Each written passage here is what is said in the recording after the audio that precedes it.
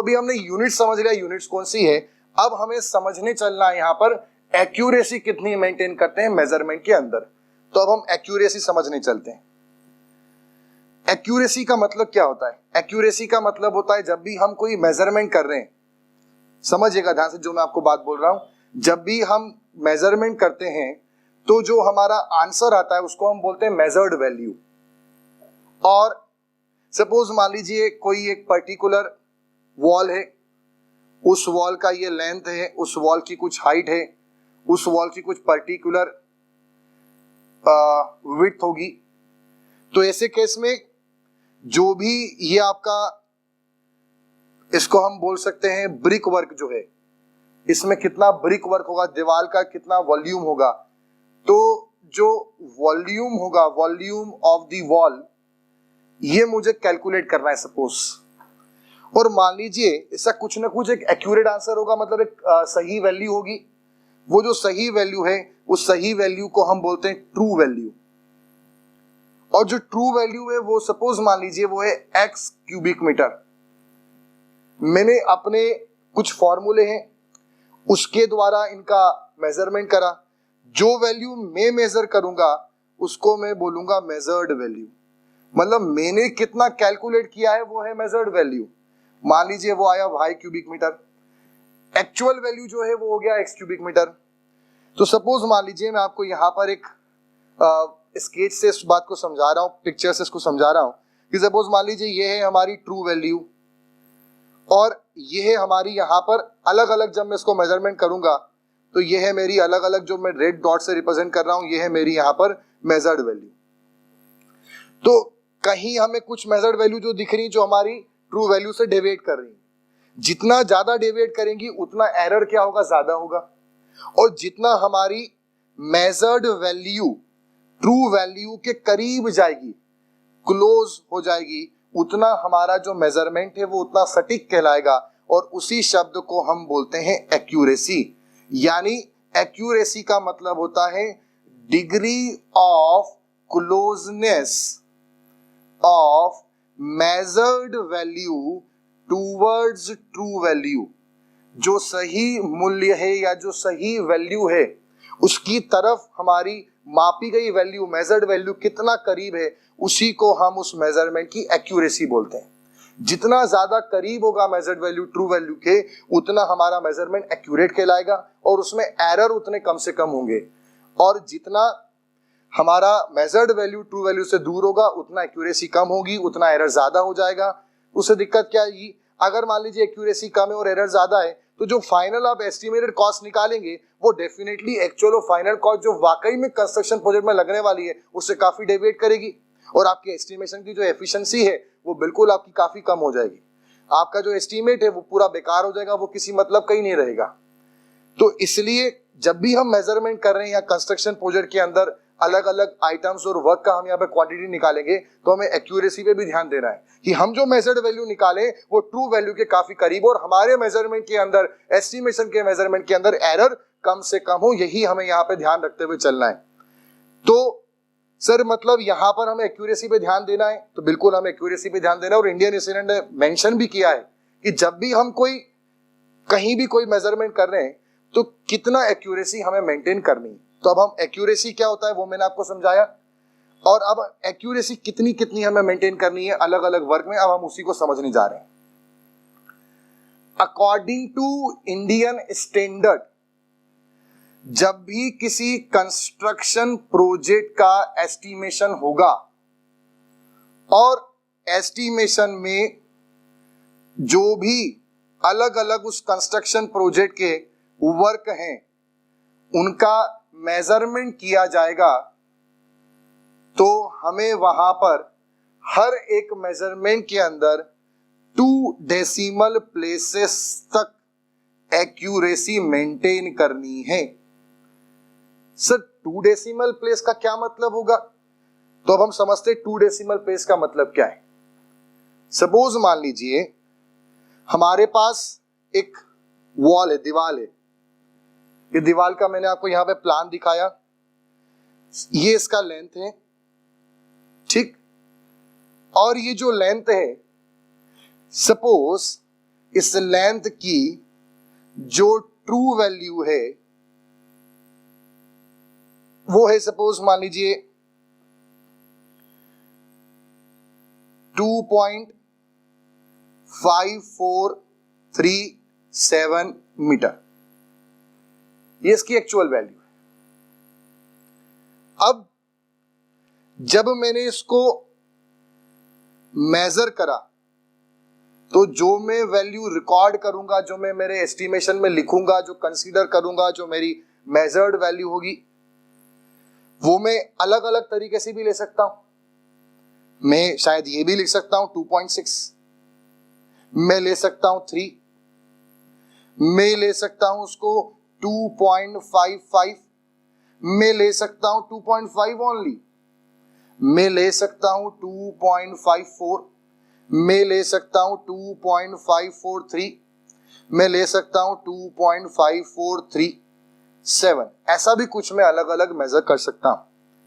अगर ये जो मैं आपको एग्जांपल दे रहा हूं उसको अगर आप यहां से समझें तो जैसे अगर मैंने इसको 2.6 लिख दिया तो मेरा पहला जो प्लेस है वो तो ठीक है, 2 डेसिमल प्लेस मतलब डेसिमल के बाद जो 2 पोजीशन है वहां तक मेरा आंसर मैच होना चाहिए।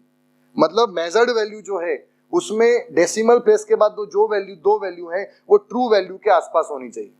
2 डेसिमल तक मुझे इसमें एक्यूरेटली मेजर करना है। अगर देखो तो यहाँ पर पहला जो प्लेस है वही मैच नहीं हो रहा है, मतलब मेरे यहाँ पर एरर ज्यादा है, एक्यूरेसी उतनी नहीं जितनी इंडियन स्टैंडर्ड ने बोली है। डेसिमल के बाद 2 प्लेसेस मैच होनी चाहिए। अगर यहाँ देखूंगा तो यहाँ पे तो आपका डेसिमल के पहले ही वैल्यू गलत है, इसमें भी एरर ज्यादा है। यहाँ पर पहली प्लेस मैच हो रही पर अगली वाली मैच नहीं हो रही है, तो ये भी आपका एरर ज्यादा है, ये भी वैल्यू कंसीडर नहीं होनी चाहिए और इंडियन स्टैंडर्ड के अकॉर्डिंग ये वैल्यू को आपको नेगलेक्ट करना पड़ेगा। यहाँ पर अगर देखेंगे तो इसमें भी पहली प्लेस मैच हो रही, दूसरी वाली मैच नहीं हो रही है, इसलिए ये भी आपका, इसमें आपने एक ही डेसिमल प्लेस लिया, आपको डेसिमल के बाद 2 वैल्यू तक मेजर करना है। यहाँ पर देखें तो आपने 2.543 लिखा हुआ है, ये आप कर सकते हैं, ये भी आप कर सकते हैं, पर अगर आप 2.54 ये भी करेंगे तो भी चलेगा। ये एक्यूरेसी मेंटेन करने का मतलब है। तो अभी हमने समझा कि एक्यूरेसी क्या होती है और हमने समझा कि हमें मेजरमेंट के अंदर कंस्ट्रक्शन प्रोजेक्ट में एस्टिमेशन के दौरान, मेजरमेंट के दौरान कितनी एक्यूरेसी मेंटेन करनी। तो एक्यूरेसी का मतलब क्या है? तो बच्चों अभी हमने एक्यूरेसी का मतलब ये समझा कि जो भी आप मेजरमेंट करते हैं उसमें जो मेजर्ड वैल्यू है वो ट्रू वैल्यू के कितना करीब है, जितना करीब होगी उतनी एक्यूरेसी ज्यादा होगी और उतना एरर कम से कम होगा। यहीं पर कंस्ट्रक्शन प्रोजेक्ट में एस्टिमेशन के दौरान हमें 2 डेसिमल प्लेसेस तक एक्यूरेसी मेंटेन करने का मतलब है कि डेसिमल के बाद हमारी जो 2 वैल्यू आएंगी वो ट्रू वैल्यू से मैच होनी चाहिए। हमें ट्रू वैल्यू पता नहीं होगी पर आप उसको उस तरह से कंसीडर करें, समझे कि जो हम वैल्यू जो भी हम मेजर करें वो 2 डेसिमल तक एक्यूरेट होनी चाहिए। नेक्स्ट, अब हम आगे बढ़ते हैं। अब जो भी एक्यूरेसी मैंने आपको बताई, ये जितने भी हमने अलग अलग वर्क समझे, जैसे हमने वर्क समझे थे volumetric work, areal work, linear work, उन सब वर्क में अलग अलग तरीके से एक्यूरेसी को पूछा जाता है। तो अब हमें वो समझना पड़ेगा। अभी तो मैंने आपको बताया एक्यूरेसी क्या है, एक्यूरेसी कितनी मेंटेन करनी है, मैंने आपको ओवरऑल बताया। अब वो आपको वर्क के अकॉर्डिंग पूछेंगे, तो अब हम वर्क के अकॉर्डिंग समझने चलते हैं। एक्यूरेसी इन डिफरेंट वर्क, अलग अलग वर्क में हम कितनी एक्यूरेसी मेंटेन करेंगे। फर्स्ट ऑफ ऑल, सबसे पहले जो है वॉल्यूमेट्रिक वर्क है। तो वॉल्यूमेट्रिक वर्क को हम काय में मेजर कर रहे हैं, किस यूनिट में मेजर कर रहे हैं? क्यूबिक मीटर में। और इसमें जो हम एक्यूरेसी हमें मेंटेन करनी है वो 2 डेसिमल मतलब कितना हो गया? 0.01 क्यूबिक मीटर। आपको ये पता होगा कि 1 क्यूबिक मीटर बराबर 1000 लीटर होता है। तो अगर मैं 0.01 क्यूबिक मीटर में 1000 लीटर का मल्टीप्लाई करूं, it will comes out to be 10 litre. तो ये हो गई हमारी यहां पर एक्यूरेसी इन वॉल्यूमेट्रिक वर्क, और ये हो गया हमारा units of this work. Next, दूसरा अगला जो आता है हमारा वो आता है एरियल वर्क। एरियल वर्क में जो हमें यूनिट मेजरमेंट के लिए लेनी है वो स्क्वायर मीटर लेनी है। इसमें जो हमारा एक्यूरेसी रखना है वो कितना होगा? 2 डेसिमल प्लेस तक 0.01 मीटर स्क्वायर। अगर मैं 1 मीटर स्क्वायर में कितने सेंटीमीटर स्क्वायर होंगे, तो कितने होंगे, 1 मीटर बराबर 100 सेंटीमीटर, तो ये हो जाएगा 10 की पावर 4 सेंटीमीटर स्क्वायर। अगर मैं यहां पर इसको सेंटीमीटर स्क्वायर में कन्वर्ट करना चाहूं तो this will comes out to be 100 centimetre square. तो आप ये ध्यान रखें, आप मैं जिस तरह से आपको बता रहा हूं आई होप आप समझ रहे हैं, ये मैं अपने मन से नहीं कर रहा हूं, ऐसे क्वेश्चन पूछे गए एग्जाम के अंदर। यूनिट्स क्या आएंगे तो पूछते हैं, वो ठीक है हमें समझ में आ गया, पर एक्यूरेसी अलग अलग वर्क में अलग अलग यूनिट्स में पूछ लेंगे। वॉल्यूमेट्रिक वर्क में एक्यूरेसी कितनी मेंटेन करनी, लीटर में पूछ लिया, तो कैसे उसको लिखना है, कैसे उसको वहां पे टिक करेंगे, कैसे उस बात को रिलेट करेंगे, कैसे उस बात को समझेंगे, वही मैं आपको यहाँ बताना चाह रहा हूँ। आपको चीजों को रटना नहीं, चीजों को समझना है। मैं आपको कंसेप्ट दे रहा हूं यहाँ पर, हाउ टू रिलेट दी, कि कैसा वो वहां से क्वेश्चन फ्रेम हो सकता है। अलग अलग चीज एकदम सिंपल है, पर क्वेश्चन अलग अलग प्रकार से वो पूछ सकते हैं। थर्ड, अगला जो हमारे पास वर्क है वो है लीनियर वर्क। लीनियर वर्क के लिए हमारे पास यूनिट ऑफ मेजरमेंट क्या होगा, running metre. Running metre decimal में यहाँ पे कितना मेंटेन करेंगे, 0.01 मीटर। हम जानते हैं 1 मीटर बराबर 100 सेंटीमीटर है, इसी को हम सेंटीमीटर में कितना बोल देंगे, 1 सेंटीमीटर, यानी कि linear work are measured accurately up to 0.01 metre और 1 सेंटीमीटर। नेक्स्ट, अगला जो हमारे पास वर्क है वो है ग्रेविमेट्रिक वर्क। ग्रेविमेट्रिक वर्क जो है वो हम कुंटल में मेजर करते हैं। अब आप बताइए इसमें एक्यूरेसी कितनी हो जाएगी, 0.01 कुंटल। अच्छा, हमें यह भी पता है कि 1 कुंटल बराबर कितना केजी होता है, 100 केजी। और हमें यह भी पता है कि 1 टन बराबर 1000 केजी, और हम बोल सकते हैं 10 कुंटल होगा। ठीक, 100 केजी मीन्स 1 कुंटल, तो ये हो गया 10 कुंटल। हम ये भी बोल सकते हैं 1 कुंटल बराबर 10 की पावर -1 टन हो जाएगा। यानी अगर ग्रेविमेट्रिक वर्क को कुंटल में मेजर करेंगे और एक्यूरेसी 0.01 कुंटल है, तो इसको हम केजी में कैसे एक्सप्रेस करें, तो 1 कुंटल बराबर 100 केजी, तो this will comes out to be 1 KG.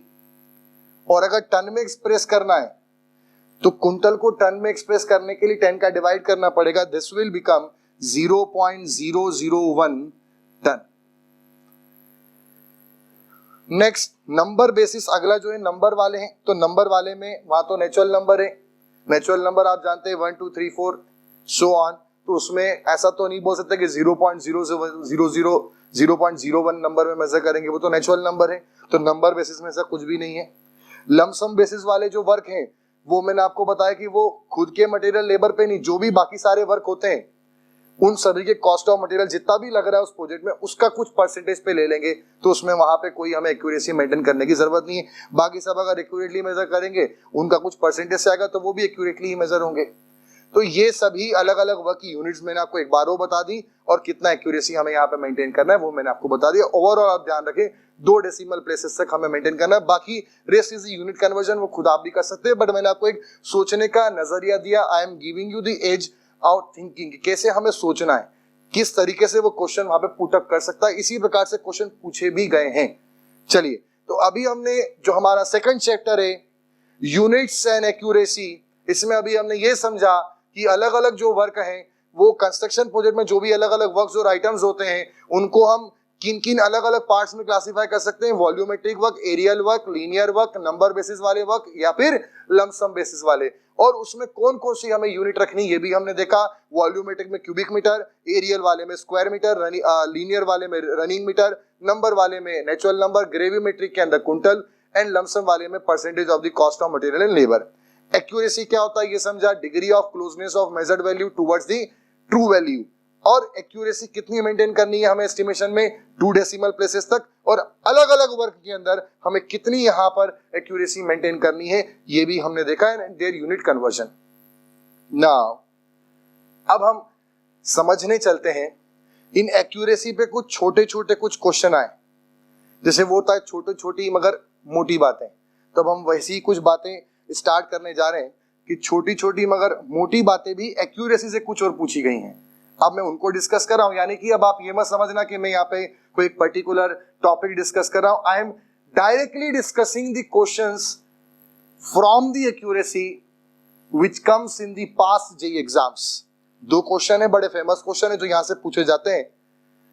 चलिए, तो सबसे पहले क्वेश्चन नंबर 1, पहला क्वेश्चन ये पूछते हैं कि ऐसा कोई पर्टिकुलर मटेरियल और वर्क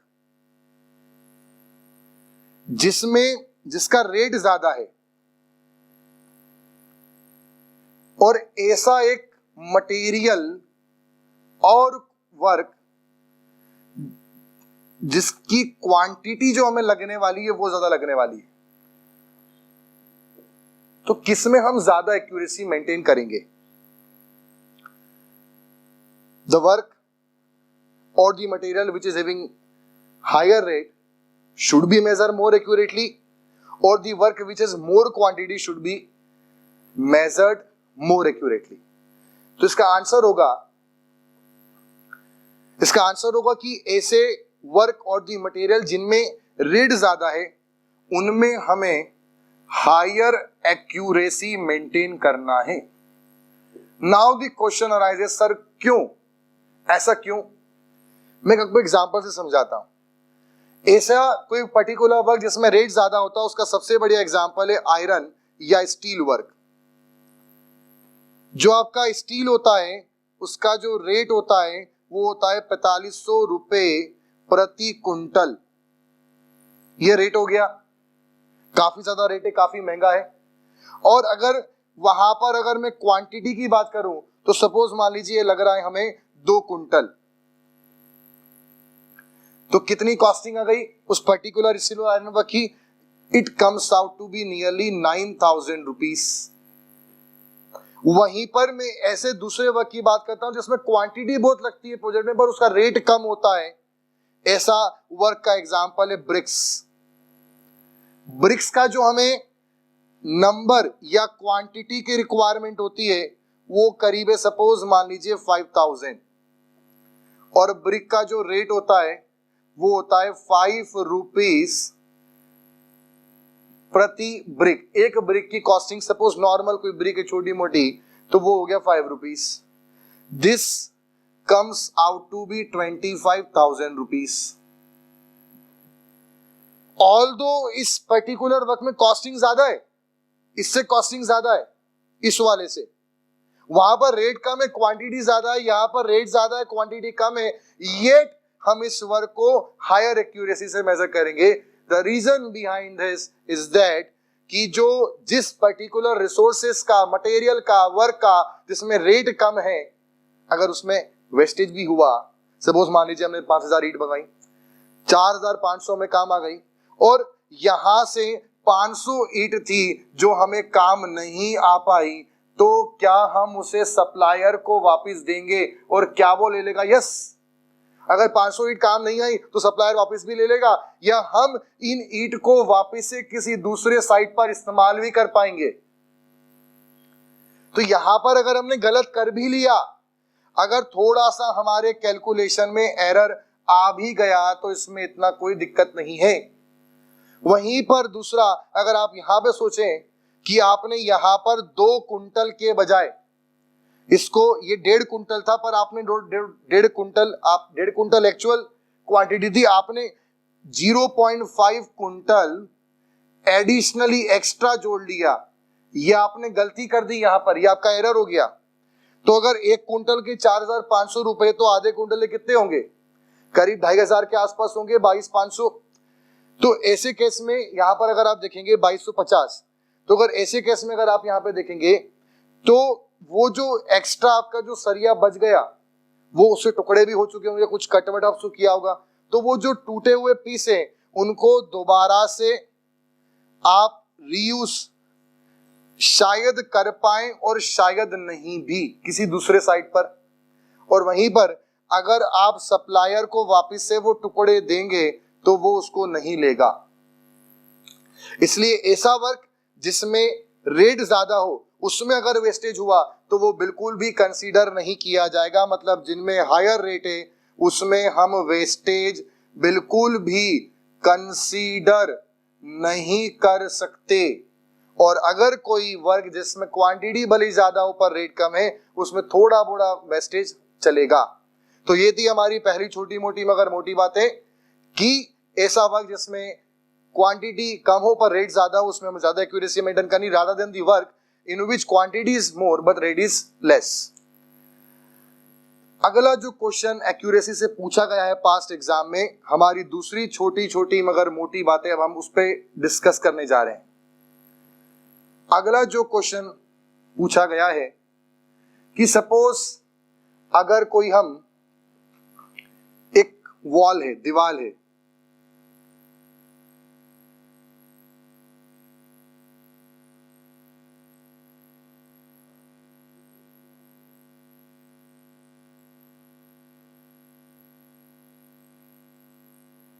ठीक, इस दीवार की ये लंबाई है, this is the thickness of the wall and this is the height of the wall.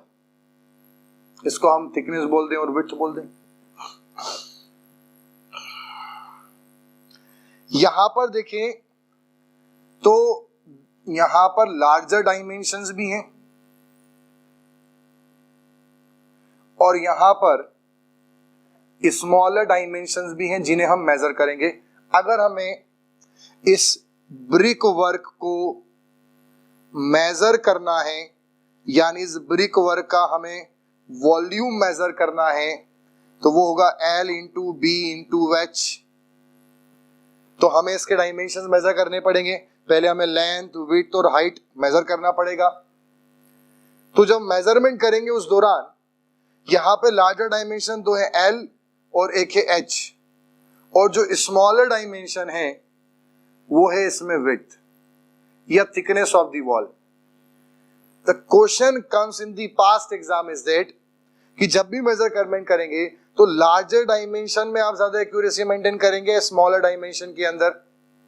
मैं क्वेश्चन एक बार और रिपीट करता हूं, जब भी हम कोई दीवार का मेजरमेंट कर रहे हैं, वॉल्यूम निकालना है, वॉल्यूम ऑफ ब्रिक वर्क निकालना है, लेंथ विड्थ हाइट का मल्टीप्लाई करना पड़ेगा। उसके लिए हमें पहले लेंथ विड्थ हाइट मेजर करनी पड़ेगी। तो मेजरमेंट के दौरान लार्जर डायमेंशन में ज्यादा हम एक्यूरेटली मेजर करेंगे या स्मॉलर डायमेंशन में हम ज्यादा एक्यूरेटली मेजर करेंगे। द आंसर इज दैट हम स्मॉलर डायमेंशंस के अंदर ज्यादा एक्यूरेटली मेजरमेंट करेंगे। सर रीजन क्या है? अब हम रीजन समझते हैं। यहां पे इसका आप रीजन समझिए, रीजन क्या है। रीजन को मैं आपको एक एग्जांपल के द्वारा समझाता हूं।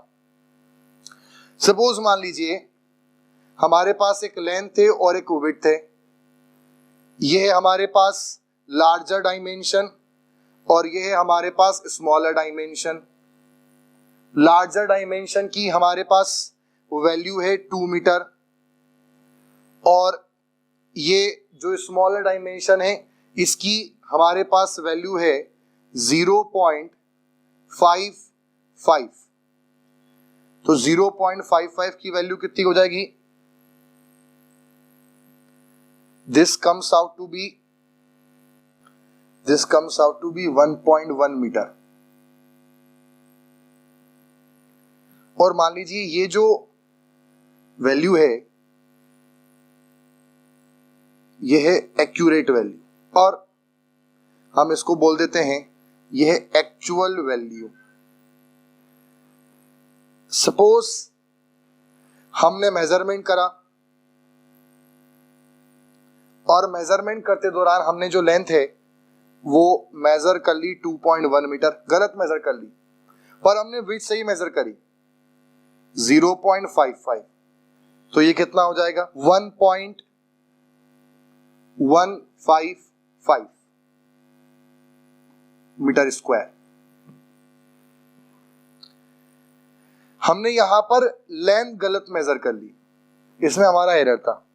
सपोज मान लीजिए हम विड्थ हमने गलत मेजर कर ली और विड्थ हमने मेजर कर ली 0.6 मीटर, पर हमने लेंथ सही मेजर करी 2 मीटर। हमारा इसमें कोई एरर नहीं है। तो ये हमारा कितना हो जाएगा? This will comes out to be 1.2 metre square. अब अगर आप देखेंगे, अगर हमने लार्जर डायमेंशन गलत मेजर कर लिया, इसमें हमारे एरर थे, तो हमारी जो वैल्यू है वो यहां पर 1.10 थी और यहां पर 1.15 है। मतलब अगर आप ध्यान से देखें तो सेकंड डेसिमल पर रिफ्लेक्ट आया है एरर का कि हाँ सेकंड डेसिमल में थोड़ा सा दिक्कत है, फर्स्ट डेसिमल तो अभी भी मैच कर रहा है। पर अगर हम स्मॉलर डायमेंशन में हमने कुछ अगर गलती करी तो हमारा यहाँ पर पहली प्लेस ही चेंज हो जाएगी, या शायद डेसिमल के पहले वाली भी वैल्यू चेंज हो जाए। तो हम यहाँ पर देखेंगे कि अगर हमने लार्जर डायमेंशन में कुछ गलती करी, गड़बड़ी हो गई, तो हमारी जो वैल्यू है उसमें सेकंड डेसिमल के बाद सेकंड या थर्ड प्लेस पर उसका एरर आएगा। बाकी डेसिमल के पहले वाली वैल्यू सब वही रहेंगी और डेसिमल के बाद एक वैल्यू भी सही रहेगी। अगर हमने स्मॉलर डायमेंशन में कुछ गलती करी तो वो जस्ट हमें डेसिमल के पहले वाली वैल्यू या जस्ट उसके बाद वाली वैल्यू में ही एरर दे देगा। तो हमारा जो मेजर्ड वैल्यू होगी वो ट्रू वैल्यू से काफी डेविएट हो जाएगी। मतलब ऐसे केस में हमारा जो एरर है वो काफी ज्यादा एरर आएगा, और अगर हम ऐसे में देखेंगे तो हमारा यहाँ पर स्मॉल एरर आएगा। इसलिए हमें ध्यान रखना है कि जब भी हम कोई चीज का मेजरमेंट कर रहे हैं, दीवार का मेजरमेंट कर रहे हैं, कोई वुडन वर्क में मेजरमेंट कर रहे हैं, तो स्मॉलर डायमेंशन को हमें ज्यादा एक्यूरेसी से मेजर करना है। इसमें हमें मोर एक्यूरेसी से मेजरमेंट करना है। ऐसे ये दो क्वेश्चन एक्यूरेसी से पूछे गए हैं। तो मैं आपको दोनों क्वेश्चन वापस एक बार बता देता हूं कि जब भी हम मेजरमेंट करेंगे तो जो भी रिसोर्सेज है, मटेरियल है, वर्क है, जिनका रेट ज्यादा है उन्हें ज्यादा एक्यूरेसी से मेजर करना है, या जिनमें क्वांटिटी ज्यादा, जिनमें रेट ज्यादा हो उन्हें हमें ज्यादा एक्यूरेसी से मेजर करना है। और दूसरा, जब भी हम कोई वॉल वगैरह या कोई भी डायमेंशंस नापेंगे तो जो स्मॉलर डायमेंशन है उन्हें हमें ज्यादा एक्यूरेसी मेंटेन करनी है, लार्जर में जो स्मॉलर होंगे उनमें हमें ज्यादा एक्यूरेसी मेंटेन करनी है। तो अभी हमने यहाँ पे समझ लिया अलग अलग वर्क कौन से कंस्ट्रक्शन प्रोजेक्ट में कितने कितने पार्ट्स में वर्क को क्लासिफाई किया गया है, कौन कौन सी अलग अलग यूनिट से मेजरमेंट की, क्या एक्यूरेसी होती है, एक्यूरेसी कितनी मेंटेन करना है, अलग अलग वर्क में कितनी मेंटेन करना है, और एक्यूरेसी से संबंधित हमें कितना चीजों पे, क्या क्या चीजों पे ध्यान रखना है। अगला हमें यह भी ध्यान रखना है कि जो एक्यूरेसी है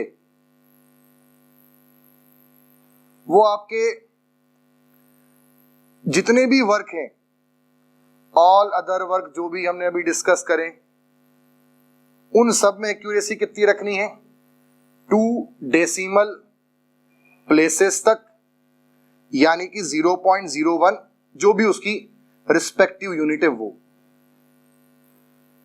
बट एक स्पेशल जो हमारे पास कुछ ऐसे वर्क हैं जिनमें इंडियन स्टैंडर्ड ने कुछ स्पेशल प्रिकॉशंस लेने को बोला है, जैसे वुडन वर्क है।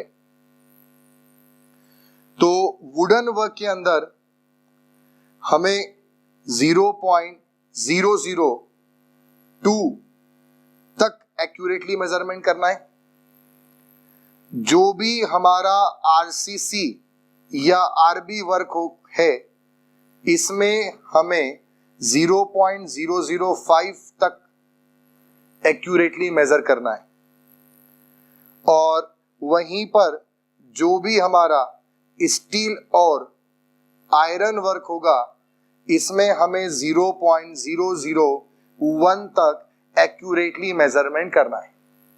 यानी वुडन वर्क में अगर हम कोई डायमेंशंस नापेंगे तो 2 mm तक करना है, आरसीसी आरबी वर्क में 5 mm तक एक्यूरेटली मेजरमेंट करना है, और स्टील और आयरन वर्क के अंदर 1 डायमेंशन तक हमें एक्यूरेटली मेजरमेंट करना है। ठीक है, तो बाकी सभी में यही रहेगा। जैसे बाकी सबका मतलब क्या, जैसे लीनियर वर्क है तो लीनियर वर्क में मैंने आपको क्या बताया था, 0.01 मीटर का मतलब कितना हो गया, 1 सेंटीमीटर।